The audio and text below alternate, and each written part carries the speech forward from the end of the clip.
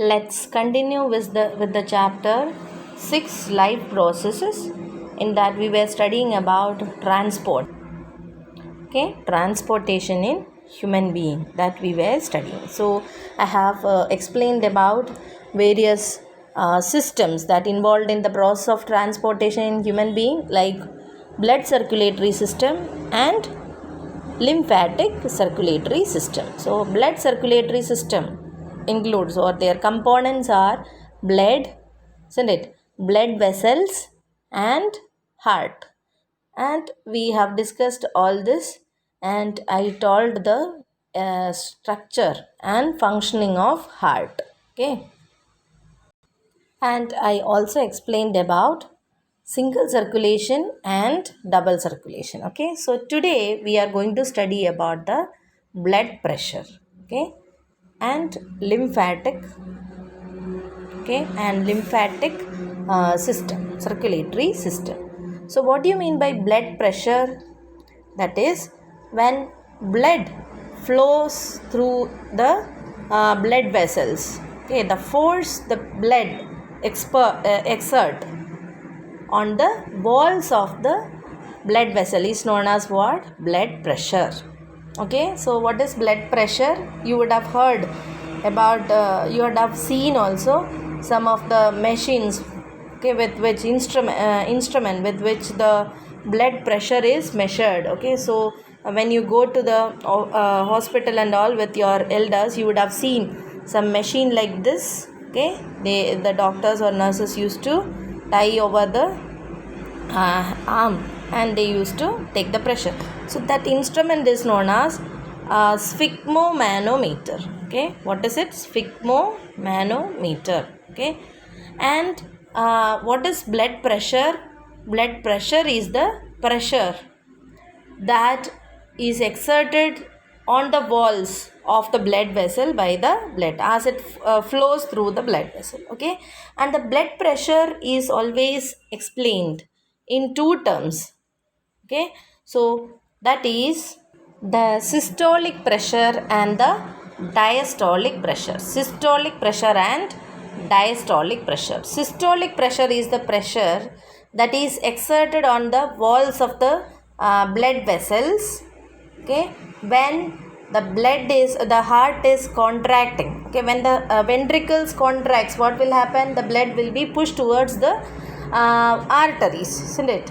So with great pressure it will be pushed towards that. So the pressure exerted on the blood vessels at the time of ventricular systole is called the systolic pressure. So what is systolic pressure? The pressure of blood inside the blood vessel when the blood blood vessels, okay, that is the pressure exerted by the blood on the walls of the blood vessel when the ventricles contract or ventricle systole happens, that is known as the systolic pressure. Okay, and the pressure exerted in artery during the ventricular diastole. Ventricular diastole means what? When the ventricle relaxes. Okay, when the ventricle relaxes, how much pressure is exerted on the walls of the blood vessels is called what? The diastolic pressure. Is it clear? That is, when I told you about the working of heart, I told you first what happened? The auricles will be in the contracting stage. In the relaxed state. At that time, what happened? The veins, vena cava and the pulmonary vein will bring the blood to the auricles, isn't it? Then it will contract. This auricles will contract, pushing the blood to the ventricles. Okay, then what happened? The ventricles contract. So when ventricle contracts, what will happen? Blood will be pushed to the arteries. Understood? So during this stage, the pressure with which the blood is pushed towards the blood vessels, okay, is, or arteries, is called what? Systolic pressure. Okay, and after that what happened? After that the heart will become in a diastolic stage, isn't it? It will become relaxed. So at that time, at that moment, the pressure experienced on the walls of the blood vessel is called diastolic pressure. Okay, and it is expressed in terms of what? Millimeter of Hg. Okay, that is in case of in terms of what mercuric pressure it is expressed. Okay, and you can see that normal human blood pressure is 120/80. Okay, 120 is the systolic pressure and 80 is the diastolic pressure. Is it clear? So this is about the blood pressure, and the instrument that used to measure the blood pressure is sphygmomanometer. Okay, sphygmomanometer. Is it clear? So this is about the what about the blood pressure. So along with blood circulatory system, another body fluid is also there that helps in the transport of materials, that is lymph. Okay, have you heard about lymph? Okay, lymph is there, and you can see that a lymphatic circulatory system is also operating, and the lymphatic system consists of lymph capillaries, lymph vessels and lymph nodes. So these nodes, okay, lymph nodes, so these are the what major parts or components of lymphatic circulatory system. So let's study each of this in detail. Okay, so the first is lymph. Lymph is what? It's a body fluid that forms from blood itself. Okay, so when blood, I have already told, blood is not flowing into the tissues. Always blood you can find where? Only in the blood vessels. What are the blood vessels? Arteries, capillaries and veins. So in them only you can see the blood in a closed circulatory system. So we are having a closed circulatory system. Never you can see blood outside the blood vessels. So when our blood, our hands or our body parts get cut, how blood comes out? Due to the what cutting of blood vessels only. Capillaries are there, that will get cut. Okay, so due to that only blood will come out or flows out. Understood? So always you can see blood inside the blood vessels only. Okay, either in arteries, vessels or veins or capillaries. So when blood passes through this fine, very small blood capillaries, many components will, okay, like what? Some amount of blood plasma, proteins, okay, then blood cells etc. will come out, okay, from the blood capillaries, and it will get filled in the intercellular spaces. Okay, intercellular spaces means what? The spaces between the cells in the tissues, and this form the tissue fluid or lymph. So in this way only what lymph is formed. Okay, so how lymph is formed? From the blood itself. How it is formed? When blood passes through the fine, okay, very small blood capillaries. Okay, some of the components like what? Plasma, blood plasma, some proteins, blood cells etc. they will come out, okay, from the blood blood capillaries, and it will get collected where? In the tissues, intercellular tissue space. Okay, intercellular spaces in the tissues, and this form the lymph or tissue fluid. Okay, so when you compare this, it is similar to plasma of the blood, but it will be colorless and contains less protein. So when you combine blood and this one lymph, it is similar to blood plasma, but what? Some proteins are less and it will be colorless. Okay, then what happened to this? Lymph drains into the lymphatic capillaries from the intercellular spaces. So sometimes lymph can re-enter, sometimes not. It can re-enter into the lymphatic capillaries. Okay, and this is an advantage. Why? Because lymphatic capillaries are having larger holes.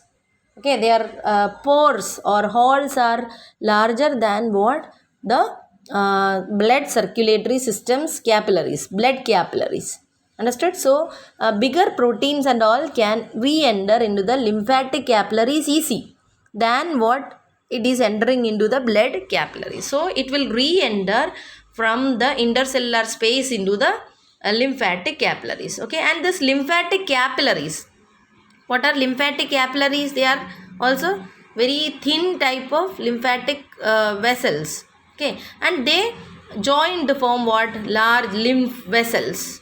Okay, small lymphatic capillaries, they join to form lymphatic vessels, and then they will finally open into the blood vessels, okay, or known as what, blood veins.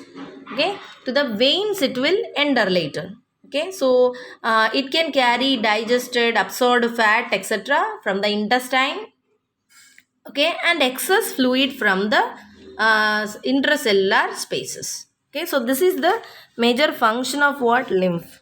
Okay, lymph is what, helping in putting many of the protein molecules which are coming from the digestion, okay, to the circulatory, because blood capillaries cannot take this large proteins. Okay, so when you have studied about the lymphatic digestion, okay, during the absorption, I told absorption where it takes place in the villi of the what, small intestine. Okay, so the villi are having what, large lymphatic vessels which can absorb what, digested food.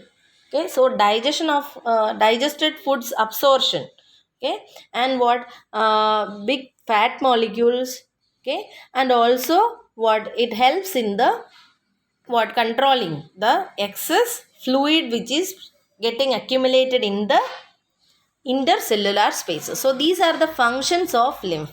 So lymph, have you understood? Lymphatic circulatory system is a what, another system that works along with blood circulatory system to what, help in the process of transportation. Okay, lymphatic system consists of what, lymph is there, that is the fluid, then lymphatic capillaries are there, they are different from the blood capillaries. Okay, and this lymphatic capillaries, they join to form what, lymphatic vessels and lymph nodes. Okay, lymph nodes are some spherical structures which is found in the lymphatic vessels. Okay, and they help, okay, in fighting against the microorganisms. Okay, they contain what, lymphocytes, one kind of WBC of studied now. So one kind of WBCs are accumulated in this lymphatic nodes, and they help in what, fighting against the microorganisms. Okay, so lymph nodes are what, some spherical structure that are found in the lymphatic vessel. So these are the four components of what, lymphatic circulatory system. What are they? Lymph nodes, lymphatic capillaries, and lymphatic vessels. Clear? What is lymph? Lymph is a fluid. Okay, lymph is a fluid that is obtained or formed from where? Formed from the blood itself, when blood passes through the blood capillaries. So this is clear to everyone. I hope everyone is clear with these topics. Okay.